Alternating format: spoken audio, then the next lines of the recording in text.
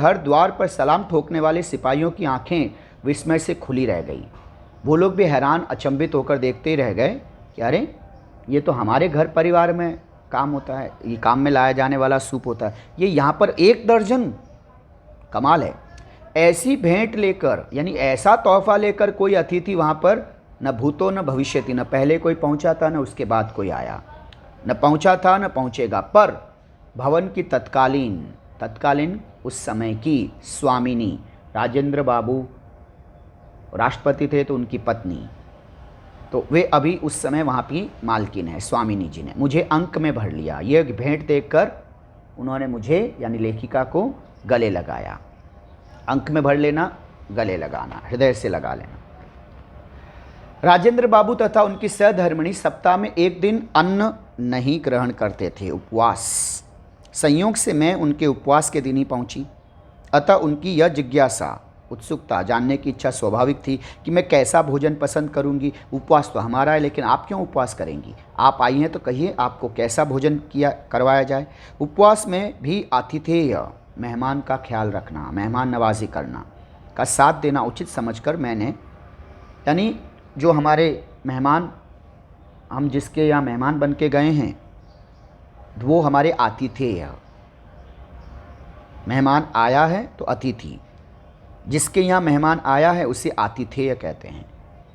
तो आतिथेय यानी लेखिका अतिथि हैं, तो जिनके यहाँ ये अतिथि बन के गई हैं, राजेंद्र बाबू और उनकी पत्नी जी, वे आतिथेय हुए। तो लेखिका ने सोचा कि आतिथेय का साथ देना, मतलब वे उपवास कर रहे तो मैं भी उपवास करूं। अब मैं भुक्कड़ों की तरफ फरमाइश करूं, हाँ जरा 2 डिश ये देना, 2 डिश वो दे, तो शिष्टाचार के विरुद्ध है। ज्ञानी सभ्य लोग ऐसी हरकतें नहीं करते। ये कुछ दुष्ट होते हैं जिनमें राक्षसी प्रवृत्ति होती है। उन्हें लगता है मत चुको चौहान, जिंदगी ना मिलेगी दोबारा, भोजन पे टूट पड़ते हैं। लेकिन संयम भी मनुष्य जीवन की एक पहचान है, संयम। तो आतिथेय का साथ देना उचित समझकर मैंने निरन्न भोजन की ही इच्छा प्रकट की। अब बताओ बच्चे, निरन्न क्या होता है? नी मतलब नहीं, अन्न मतलब अन्न, तो बताइए निरन्न यानी अनाज रहित। मैं ऐसा कुछ आप मुझे दे दीजिए जिसमें अनाज न हो, मतलब आप जब उपवास कर रहे हैं तो मैं भी वही करूंगी, निरन्न।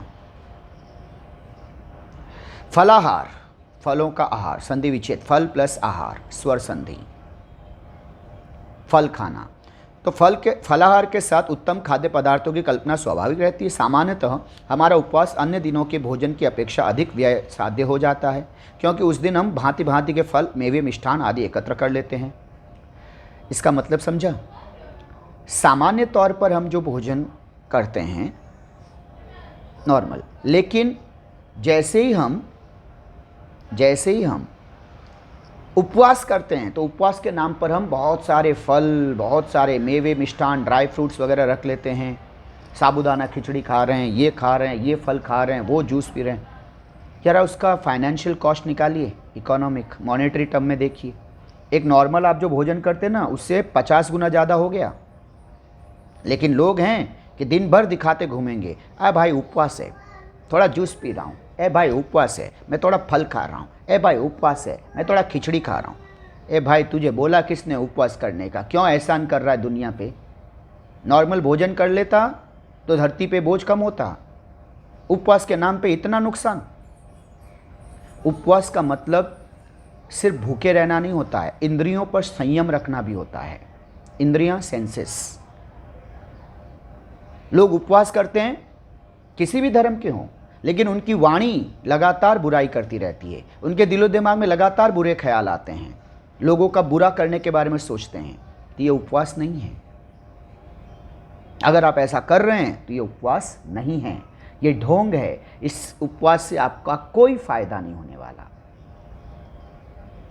लेखिका ने ऐसा बताया है कि नॉर्मल डेज में हम जो उपवास की बजाय जो भोजन करते हैं, उससे ज़्यादा खर्चा अगर देखें तो हम उपवास के समय कर लेते हैं।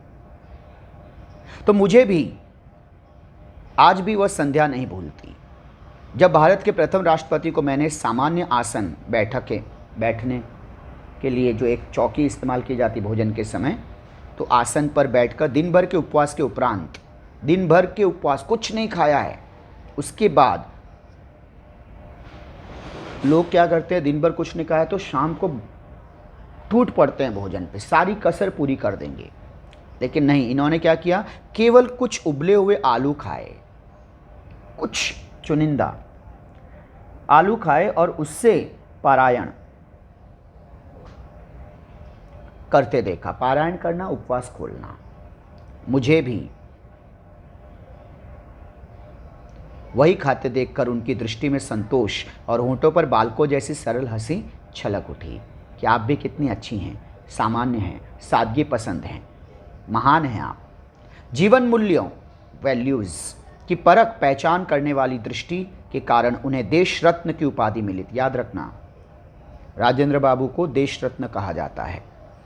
और मन की सरल स्वच्छता ने उन्हें अजात शत्रु बना दिया। अजात शत्रु, जिसका कोई शत्रु ना हो। अनेक बार यह प्रश्न उठता है, क्या यह सांचा, क्या वो स्ट्रक्चर टूट गया जिसमें ऐसे कठिन कोमल चरित्र ढलते थे। अर्थात इस पूरे वाक्य का मतलब हुआ बेटा कि अब ऐसे लोग जन्म क्यों नहीं लेते, अब ऐसे व्यक्तित्व, ऐसी पर्सनैलिटी क्यों नहीं मिलती जो इतने सर्वोच्च पद पे पहुँचे लेकिन सन्यासियों की तरह जीवन जिए, सिंप्लिसिटी जिनकी जीवन की पहचान हो। किताब है संस्मरण राजेंद्र बाबू, इससे यह पाठ लिया गया है। अब आइए बच्चों, हम इसके फटाफट तुरंत प्रश्न उत्तर पर चर्चा कर लें।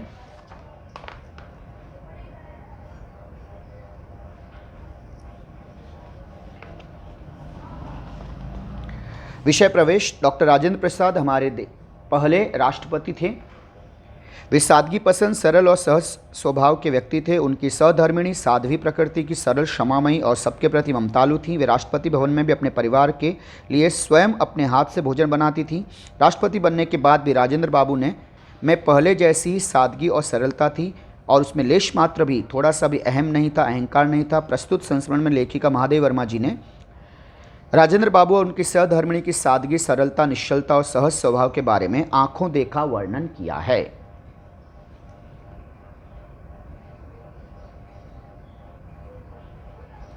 शब्दार्थ देखिए। भ्रुकुटियाँ, भौहें, सुडौल, सुघड़, श्यामल, श्याम वर्ण वाला, सांवले रंग का, गेहुआ, गेहूं के रंग का, रोमिल, रोएदार, वेशभूषा, पहनावा, पोशाक, फेंटा, कमर पर लपेटा हुआ कपड़ा, धोती का वह भाग जो कमर पर लपेटा गया, हड़बड़ी, जल्दबाजी, उतावली। आइए उत्तर देखते हैं, प्रश्न उत्तर। राजेंद्र बाबू के चेहरे का वर्णन। बच्चों, ये कृति प्रश्न का तैयारी आप अवश्य कीजिए। इन कृति प्रश्नों में बॉक्स बनाने की तैयारी, जिसमें हमने अलग से बाकायदा आपके पिछली कक्षाओं में हमने पूरे एक एक लेक्चर लिए हैं। कैसे बॉक्स बनाना है, बॉक्स के बाहर मात्राएं नहीं जानी चाहिए। लिखने के बाद ये कृति बॉक्स बनाइए, पेन से बनाएंगे। प्रश्न पत्र पर, बोर्ड के प्रश्न पत्र पर लिखा होता है, सिर्फ ऐसे एरो कर दोगे अंक कटेंगे। लापरवाही में, आलस्य में अंक मत कटवाइएगा, बोर्ड के नियम हैं।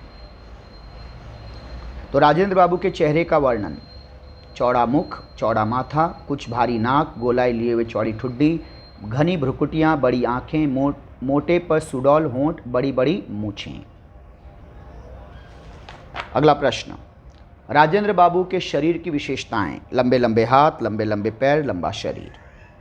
राजेंद्र बाबू की पोशाक, पहनावा। खादी की मोटी धोती, मोटा खुरदुरा काला बंद गले का कोट और गांधी टोपी। राजेंद्र बाबू की पोशाक में ग्रामीणता के दर्शन।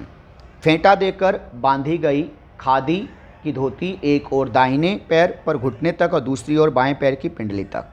काले बंद गले के कोट के ऊपरी भाग के बटन टूटे हुए और घुटने के नीचे के बटनों से कोट बंद। जूतों पर मिट्टी की परत जमने से उनका रंग रूप नष्ट। टोपी की नोक बाईं भौं पर खिसकी हुई और उसकी कोर माथे पर पट्टी की तरह लिपटी हुई। इसके बाद जो प्रश्न है कि घना शब्द, घना जो है उसका सही रूप।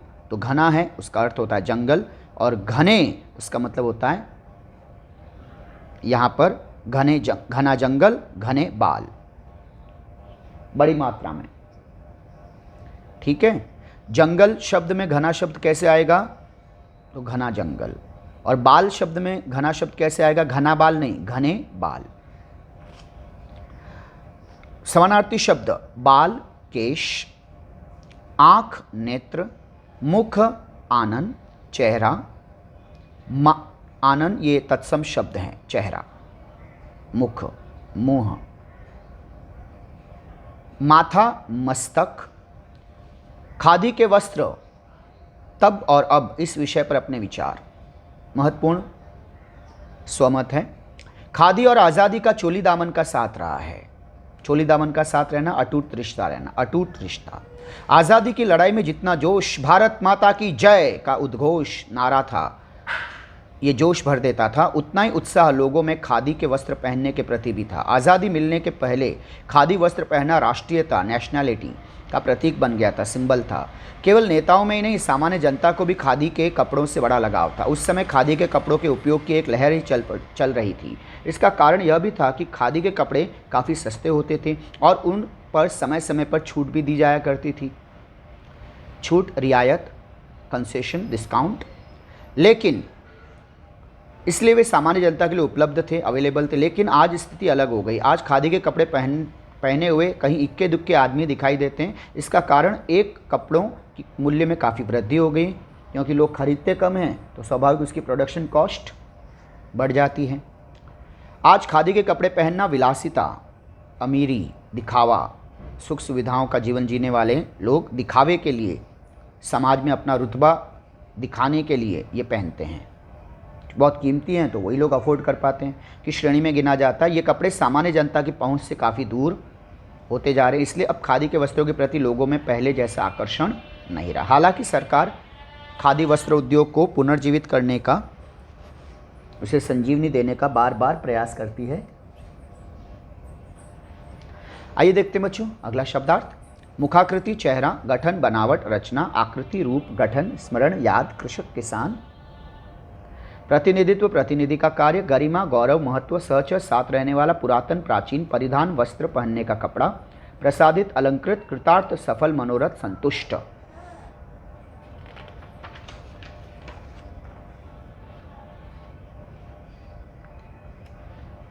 आइए देखते हैं प्रश्नोत्तर। राजेंद्र बाबू में सामान्य भारतीय जन की संबंधी विशेषताएं, मुखाकृति, शरीर का संपूर्ण गठन, उनका स्वभाव, उनका रहन सहन। चक्रधर जी राजेंद्र बाबू की पुरातन सज्जा को तब सहजते थे कब? जब उनके मोजों से 5 उंगलियां बाहर निकलने लगती, जब उनकी धोती, उनके कुर्ते कोट का खद्दर अपने मूल ताने बाने में बदलने लगता, जब उनके जूतों के तलों में छेद हो जाते। यानी चक्रधर जी एक सगे भाई की तरह राजेंद्र बाबू के साथ, उनके रात दिन उनकी परछाई की तरह उनके साथ, उनके निजी सचिव, पर्सनल सेक्रेटरी। तो जब उनके जूतों के तले के छेद हो जाते, तब ये सारी चीज़ें राजेंद्र बाबू की वे धारण करते थे, पहनते थे।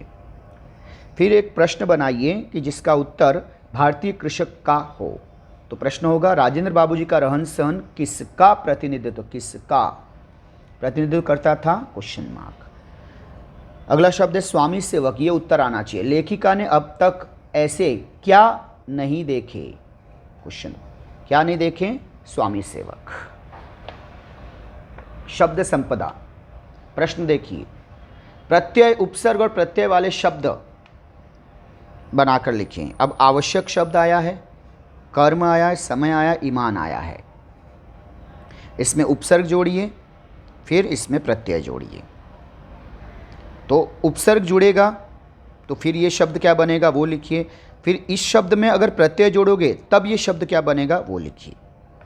तो देखिए, उपसर्ग है अति, और अति और आवश्यक जुड़ेगा तो बनेगा अत्यावश्यक। उपसर्ग है सु, मूल शब्द कर्म, इससे बना सुकर्म, उपसर्ग युक्त शब्द। उपसर्ग है अ, मूल शब्द समय, इस तरह से उपसर्ग शब्द बना असमय। मूल शब्द है ईमान, उपसर्ग है बे, और इस तरह से शब्द बना बेईमान। तो आवश्यक, अत्यावश्यक उपसर्ग हैं, कर्म, सुकर्म उपसर्ग हैं, समय, असमय ये उपसर्ग युक्त है, ईमान, बेईमान उपसर्ग युक्त है। तो यहाँ पे उपसर्ग क्या है? अति, सु, अ, बे।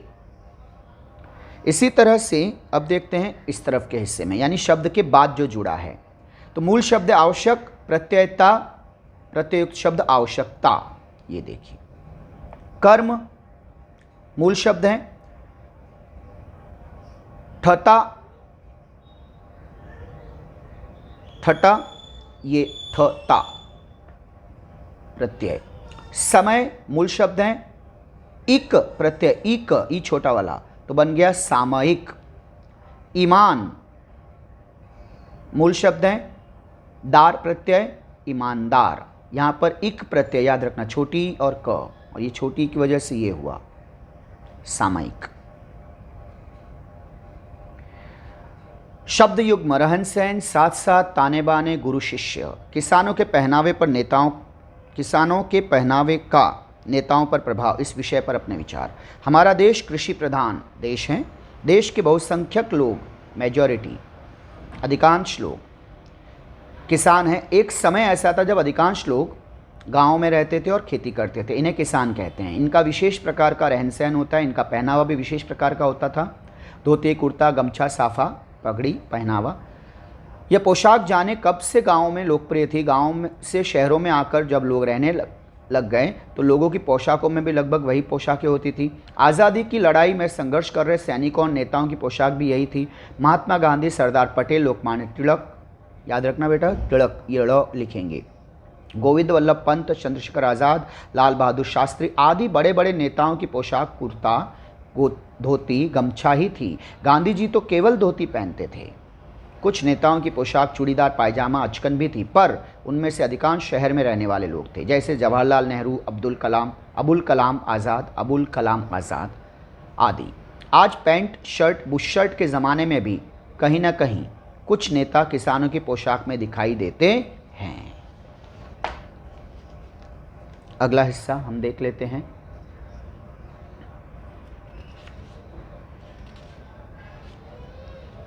निकट, नज़दीक, शिलान्यास, भवन आदि की नींव, फाउंडेशन का पत्थर रखना। ज्ञात, मालूम, संयुक्त परिवार व परिवार जिसमें माता पिता, चाचा चाची, भाई भतीजा आदि मिलकर साथ रहते हैं। पौत्री, बेटे की बेटी, संरक्षण, हिफाजत। सधर्मिणी, पत्नी, क्षमादायी, क्षमा करने वाली, ममतालु, स्नेह करने वाली बालिका वधू, जो लड़की छोटी उम्र में ही वधू बन जाए। संभ्रांत, सम्मानित। प्रश्न उत्तर। लेखिका को राजेंद्र बाबू से ज्ञात हुआ क्या कि यदि लेखिका अपने छात्रावास में रखकर उन्हें विद्यापीठ की परीक्षा में बैठा सके तो उन्हें विद्या प्राप्त हो सकेगी। अब यह प्रश्न दिया हुआ था। उत्तर, उनके परिवार में 15-16 पोत्रियां हैं, उनकी पढ़ाई की व्यवस्था नहीं हो पाई है।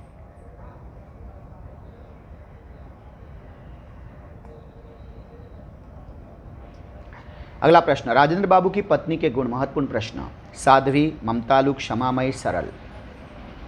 राजेंद्र बाबू की पत्नी के बचपन में एकासन में बैठने के परिणाम क्या हुए। उनकी रीढ़ की हड्डी झुक गई थी। युवा होने पर भी, नौजवान होने पर के बावजूद वे सीधी खड़ी नहीं हो पाती थी। छात्रावास में बालिकाओं की सादगी और संयम। वे खादी के कपड़े पहनती थीं, अपने कपड़े स्वयं धोती थीं, उनके साबुन तेल आदि का व्यय सीमित था। खर्च, कमरे की सफाई, झाड़ू पोंछ, गुरुजनों की सेवा अध्ययन के आवश्यक अंग थे।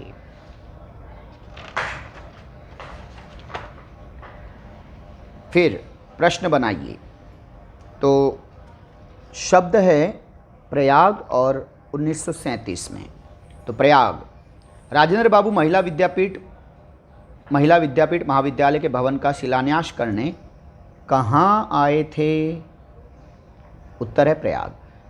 लेखिका को राजेंद्र बाबू के संपर्क में आने का अवसर कब मिला। 1937।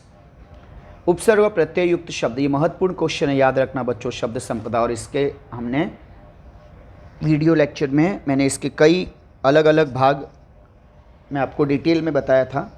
यहाँ पर आप अब देख लीजिए। प्रश्न है हृदय, सफल, चंचल, डर। तो इसमें उपसर्ग जोड़ के बनाना है शब्द, फिर यहाँ पर इसी शब्द का प्रत्यय जोड़ के बनाना है। तो देखिए कैसे बनेंगे ये उत्तर। हृदय मूल शब्द है, उपसर्ग स, तो उपसर्ग युक्त शब्द बन गया सहृदय। ये स उपसर्ग है। मूल शब्द सफल, उपसर्ग असफल। मूल शब्द चंचल, उपसर्ग अति चंचल। मूल शब्द डर, उपसर्ग नी, उपसर्ग युक्त शब्द निडर। अब हृदय शब्द से हमें प्रत्यय जोड़ना है, इसके बाद जुड़ेगा। तो मूल शब्द हृदय, प्रत्यय पूर्वक, हृदय पूर्वक। मूल शब्द सफल, प्रत्ययता सफलता। मूल शब्द चंचल, प्रत्ययता चंचलता। मूल शब्द डर, प्रत्यय आवना, डरावना।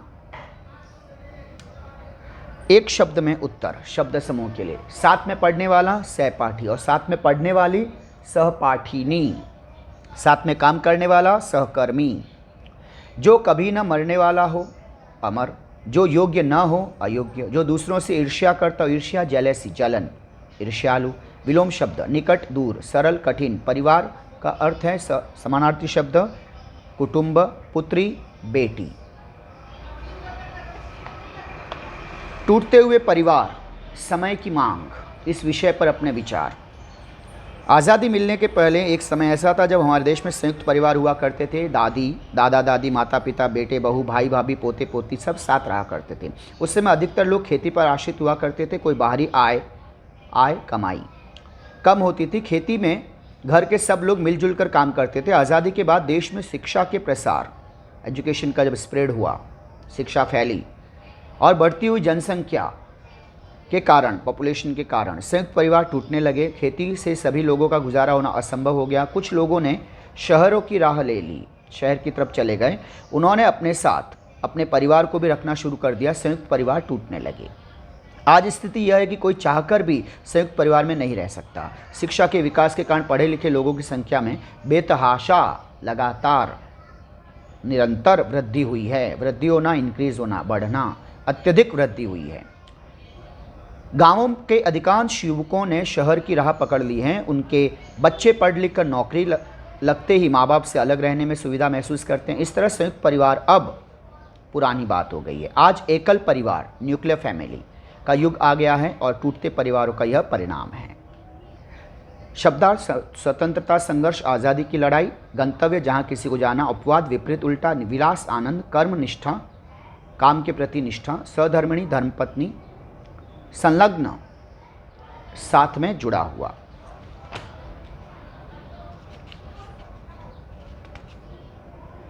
तो देखिए इसके उत्तर।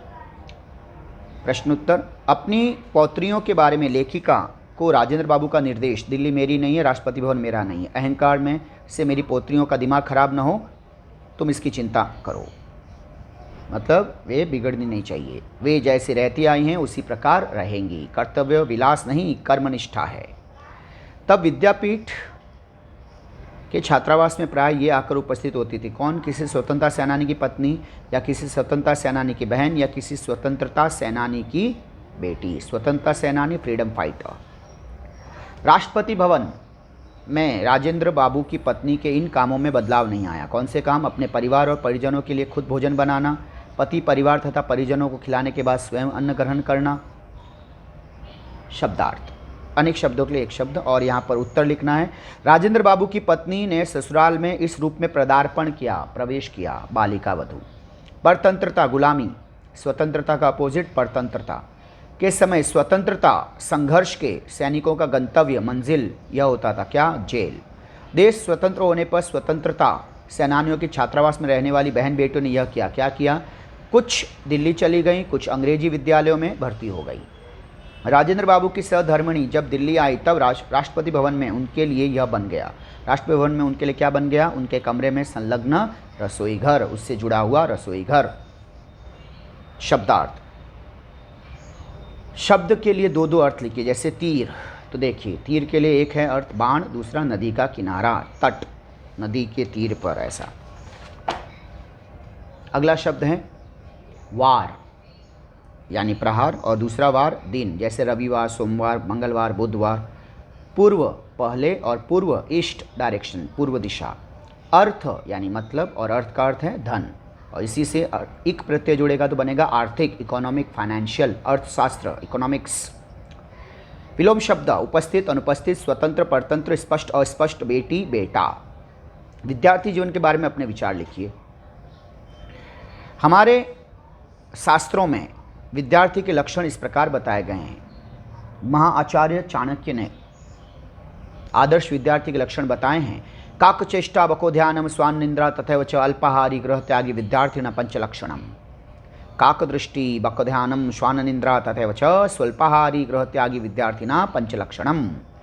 अर्थात काक की तरह यानी कौवे की तरह चतुर होना, तेज नज़र पारखी नज़र रखना, बको ध्यानम बगुले की तरह कंसंट्रेशन ध्यान लगाना, श्वान निंद्रा कुत्ते के जैसी चौकन्नी नींद सोना, स्वल्पाहारी खुद अपना भोजन बनाना और कम भोजन ग्रहण करना, ठूस ठूस के नहीं खा लेना, क्योंकि अत्यधिक भोजन प्रसाद की तरह होना चाहिए। कम थोड़ी भूख रहेगी ना, वो आपको सचेत जागरूक रखेगी। अत्यधिक अति सर्वत्र वर्जयते, तो अत्यधिक भोजन आपको आलस्य और नींद की आगोश में ले जाता है। गृह त्यागी घर छोड़कर गुरु की शरण में गुरुकुल में रहना, ये विद्यार्थी के 5 लक्षण माने गए हैं। बच्चे ये कोटेशन आप निबंध में भी यूज़ कर सकते हैं। आदर्श विद्यार्थी जीवन केवल विद्या अध्ययन करना, पढ़ाई करने के लिए होता है, इसलिए विद्यार्थी को अपना पूरा ध्यान पढ़ाई पर ही देना चाहिए। प्राचीन काल में विद्यार्थी का उद्देश्य केवल विद्याध्ययन और बुद्धि विकसित करना होता था, पर आज के विद्यार्थी का उद्देश्य केवल ज्ञान अर्जन करना, ज्ञान प्राप्त करना न होकर उससे लाभ लेना हो गया है। उसका उद्देश्य पढ़ लिख कर अच्छी नौकरी प्राप्त करना और सुख से रहना हो गया है। जमाने के अनुसार मान्यताएं बदलती रहती हैं, विचारधाराएं बदलती रहती हैं, सोच बदलती रहती हैं, इससे इनकार नहीं किया जा सकता। अपने जीवन का लक्ष्य निर्धारित कर विद्याध्ययन करना समय की मांग है, मगर विद्यार्थी को तड़क भड़क चमक दमक सुख सुविधाओं में रहना से प्रभावित न होकर सादगी से रहना और अच्छे विचार रखना चाहिए। प्रत्येक विद्यार्थी के माता पिता की आशा आकांक्षा उम्मीदें अपने बच्चे पर केंद्रित होते विद्यार्थियों को जीवन में अनुशासित होना चाहिए और अपने से बड़ों का सम्मान करना चाहिए। इसके अलावा विनम्रता और सत्यवादिता भी, सत्य बोलना भी विद्यार्थी के धर्म है, जो बड़े होने पर सदा उसके काम आते हैं।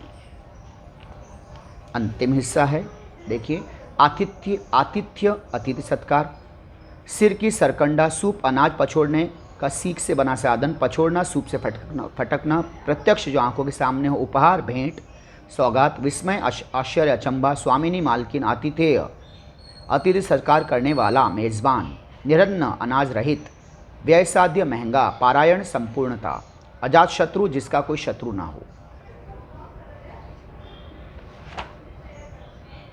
देखिए, आमंत्रित लेखिका इनवाइटेड, निमंत्रित लेखिका ने राष्ट्रपति भवन पहुंचने तक घटित विचित्र दृश्य।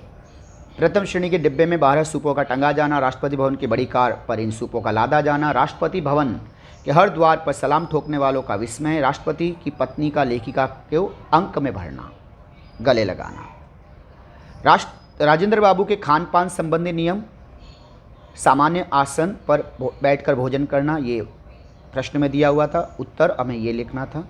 पति पत्नी दोनों का सप्ताह में एक दिन अन्न नहीं ग्रहण करना, दिन भर के उपवास के बाद केवल कुछ उबले आलू खाकर पारायण करना।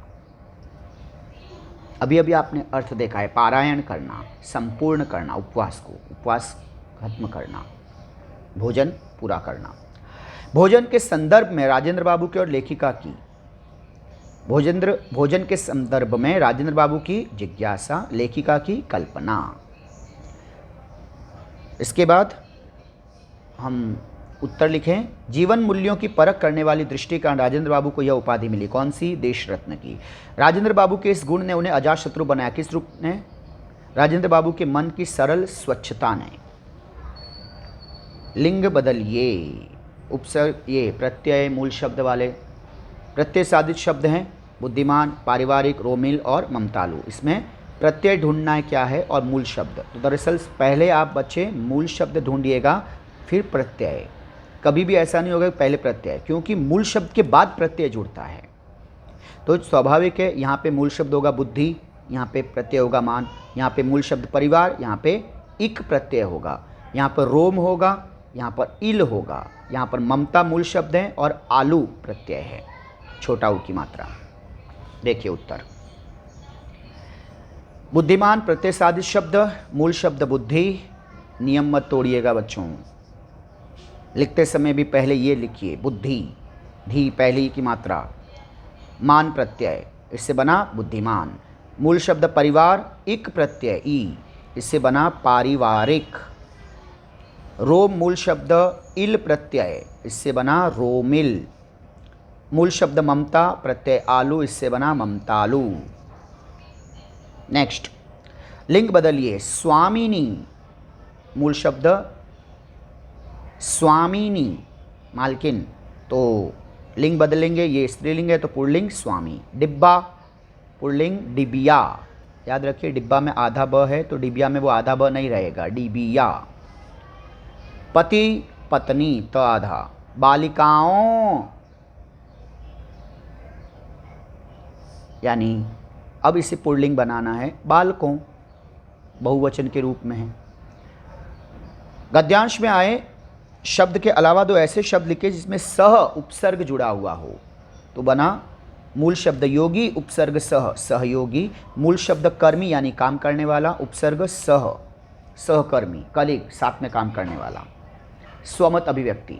सादा जीवन उच्च विचार विषय पर अपने विचार लिखिए। सादा जीवन उच्च विचार हमारे देश के मनीषियों, महान ज्ञानियों, सद्पुरुषों, ऋषियों, मुनियों और साधु संतों के जीवन का मूल उद्देश्य था। वे जीवित रहने के मूलभूत आवश्यकताओं, बेसिक नेसेसिटीज़ की पूर्ति हो जाने से संतुष्ट रहते थे, पर ज्ञान, विज्ञान, साहित्य के क्षेत्र में उनके द्वारा किए गए कार्य आज भी लोगों को प्रेरणा दे रहे हैं। अणु, एटम की खोज करने वाले कणादि ऋषि सन्यासी की भांति अपना जीवन व्यतीत जीते थे। अणु की खोज किसने की? कणादि ऋषि, याद रखिएगा। रामचरितमानस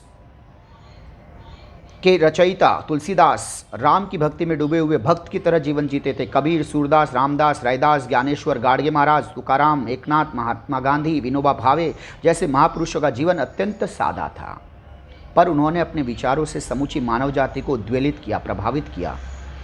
सादा जीवन उच्च विचार प्राचीन काल से, एंशिएंट एरा से भारतीय दर्शन, इंडियन फिलॉसफी और हमारी जीवन पद्धति रहा है, हमारी लाइफस्टाइल रहा है। उपवास और हम, इस विषय पर अपने विचार।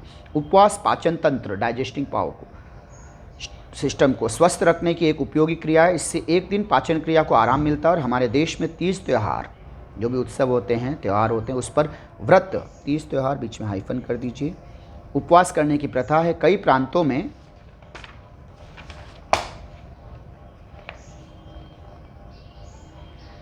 सप्ताह में किसी निश्चित दिन उपवास रखते हैं, जैसे सोमवार, मंगलवार, शनिवार। उपवास के लिए कोई बंधन नहीं होता। कुछ लोग निराजल उपवास करते हैं, पानी तक नहीं पीते। उपवास के दिन पानी भी नहीं पीते। कुछ लोग उपवास के दिन फलाहार लेते हैं। कुछ लोग उपवास के दिन केवल अन्न का सेवन नहीं करते, शेष सभी चीज़ें निश्चित समय पर खा पी सकते हैं। उपवास किसी भी तरह किया जाए हमारे स्वास्थ्य के लिए, हेल्थ के लिए उपयोगी होता है। इसके बाद हम कुछ संधि के प्रश्न देखें। संधि व्याकरण के प्रश्न में हमने उसे गहराई से देखा है बच्चों, उस वीडियो में आप उसको देख लीजिए। यहाँ पर हम पाठ्यपुस्तक पेज नंबर 21 पे टेक्स्ट बुक में कुछ संधि शब्द दिए हैं। आइए अब उनका उत्तर देख लेते हैं। क्वेश्चन है बच्चों कि संधि विच्छेद की संधि कीजिए और संधि भेद लीजिए, यानी ये क्वेश्चन है और ये उत्तर लिखना है। तो दूह, ये विसर्ग चिन्ह प्लस लभ, इसलिए ये विसर्ग चिन्ह ऊपर रफार में बदल गया। ये अब थोड़ा गौर से देखिए। और इस तरह से दुर्लभ, और चूंकि ये चिन्ह आया है तो हम इसे कहेंगे विसर्ग संधि। महा प्लस आत्मा, यानी ये आ और ये आ, अर्थात आ यानी महात्मा, यानी स्वर संधि। अन प्लस आसक्त, अनासक्त, स्वर संधि। न हलंत है आधा। अंतः, विसर्ग चिन्ह प्लस चेतना, अंतश्चेतना, विसर्ग संधि। सम हलंत प्लस तोष, संतोष, व्यंजन संधि। सदा प्लस एव, सदैव, आई की मात्रा, स्वर संधि। अगला प्रश्न, संधि विच्छेद कीजिए और उसके भेद लिखिए, यानी संधि शब्द दिए हैं। अब ये शब्द क्वेश्चन है, ये उत्तर करना है। सज्जन, सत हलंत प्लस जन, तो आधा त और जन, तो आधा त आधा ज बन जाता है, ये व्यंजन संधि। नमः प्लस ते, विसर्ग चिन्ह, नमस्ते, विसर्ग संधि। स्वागत, सु प्लस आगत, स्वर संधि। दिग्दर्शक, ग। दिक हलंत प्लस दर्शक, क का तीसरा वर्ण ग, दिग्दर्शक, व्यंजन संधि। यद्यपि, यदि छोटी की मात्रा प्लस अपि, स्वर संधि, यद्यपि। दूह विसर्ग चिन्ह प्लस साहस, दुस्साहस, विसर्ग संधि। इसी तरह से संधि शब्दों का विच्छेद कीजिए, उनके भेद लिखिए। दिग्गज, दिक हलंत प्लस गज, क का तीसरा वर्ण ग, आधा ग आया, व्यंजन संधि। सप्ताह, सप्त प्लस अह, सप्ताह स्वर संधि। निश्चल, नीह प्लस चल, निश्चल,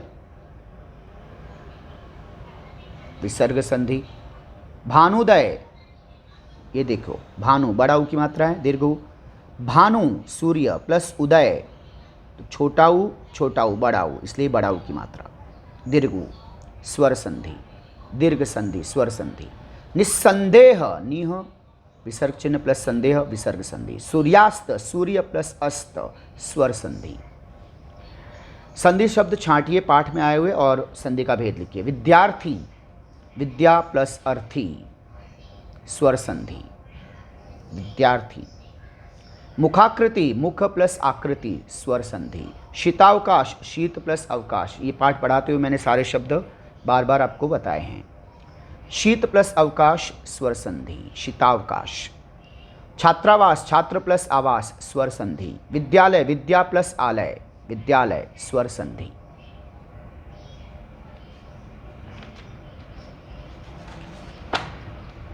एक निबंध पे चर्चा हो जाए। यदि मैं शिक्षा मंत्री होता, एजुकेशन मिनिस्टर, इस विषय पर अपने विचार। निबंध। अच्छी शिक्षा प्रणाली, समाज, ये पाठ्य पुस्तक में दिया है इसलिए हम इस विषय पर चर्चा कर रहे हैं। अच्छा निबंध है, तैयार रखिएगा। मोस्ट प्रॉमिसिंग ऐसे हैं। अच्छी शिक्षा प्रणाली समाज और राष्ट्र का आधार है। देश में समुचित शिक्षा, अच्छी शिक्षा प्रदान करने, देने, प्रोवाइड करने की जिम्मेदारी शिक्षा मंत्री की होती है। यदि मैं शिक्षा मंत्री होता तो शिक्षा को अधिक से अधिक उपयोगी और कम से कम खर्च वाली बनाता। मैं तकनीकी, टेक्नोलॉजिकल और कंप्यूटर शिक्षा पर अधिक जोर देता। आप कंप्यूटर की जगह संगणक भी लिख सकते हैं, कंप्यूटर भी लिख सकते हैं। मैं पढ़ाई के साथ ऐसी शिक्षा की भी व्यवस्था करता कि छात्र अपनी पढ़ाई समाप्त करते करते अपने जीवन निर्वाह, अपने जीवन को बिताने के लिए, गुजारा करने का साधन अपनी तकनीकी शिक्षा में ही चुनने योग्य हो जाता। मैं शिक्षा के माध्यम से मातृभाषा को ही प्रश्रय देता, बढ़ावा देता। इसके साथ ही अंतर्राष्ट्रीय, इंटरनेशनली भाषा यानी फॉरेन लैंग्वेजेस से भी आरंभ से ही परिचित कराता, पर अंग्रेजी भाषा के प्रभाव को इतना नहीं बढ़ने देता कि स्थानीय भाषाएं, लोकल लैंग्वेज की हत्या हो जाए। विज्ञान और गणित जैसे विषयों की तकनीकी शब्दावली, इनके जो टेक्निकल टर्म्स हैं, शब्द हैं, उनको आरंभ से अंग्रेजी में रखने की कोशिश करता, पर इन विषयों की पढ़ाई प्रांतीय भाषाओं, रीजनल लैंग्वेज में करवाने की व्यवस्था करता। मैं शिक्षा मंत्री होता तो मैं शिक्षा में राजनीति का दखल कभी बर्दाश्त नहीं करता, पॉलिटिकल इंटरफेरेंस मैं नहीं सहन करता। मैं संपर्क भाषा, कनेक्टिंग लैंग्वेज, हिंदी पढ़ना सभी विद्यार्थियों के लिए अनिवार्य करता, कंपलसरी। इसके साथ प्रत्येक विद्यार्थी के लिए प्रांतीय भाषा पढ़ना भी जरूरी कर देता। मैं पाठ्यपुस्तकों में ज्ञान प्रदान करने वाली रोचक, इंटरेस्टिंग, प्रारूप के अनुकूल, पैटर्न के अनुसार तथा राष्ट्रीय भावनाओं का विकास करने वाले विषयों का समावेश करवाता। छात्राओं,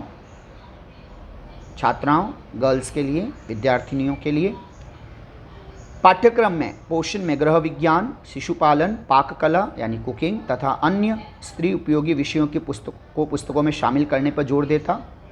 आजकल शिक्षा व्यवसाय का रूप धारण करती जा रही है, कमर्शियलाइजेशन हो गया। सामान्य आदमी के लिए अपने बच्चों को अच्छे स्कूल में पढ़ाना संभव नहीं है। मैं शिक्षा की व्यवसाय कभी नहीं बनने देता। स्कूलों में बच्चे के प्रवेश के लिए डोनेशन और डिपॉजिट की प्रणाली को सख्ती से बंद करवा देता। मेरा जोर विद्यार्थियों के रूप में अच्छे और चरित्रवान नागरिक बनाने पर होता, जिससे देश प्रेम की भावना कूट कूट कर जिनमें भरी होती। काश मैं पे हमेशा बिंदी, काश मैं अपने देश का शिक्षा मंत्री होता। तो बच्चों, ये था हमारा पाठ अनोखे राष्ट्रपति। हमने इस पाठ की व्याख्या देखी। ये 2 भाग में हमारा वीडियो। अब यहाँ पर हम इसे विराम देते हैं। इसके प्रश्न उत्तर की भी हमने चर्चा की, व्याकरण सम्मत सभी मुद्दों पर हमने चर्चा की, निबंध भी हमने देख लिया। महत्वपूर्ण पाठ है बच्चों, परीक्षा उपयोगी भी और जीवनोपयोगी भी। पढ़ते रहिए, खुश रहिए, अपना और अपनों का ख्याल रखिए। मिलते हैं किसी और पाठ में। धन्यवाद।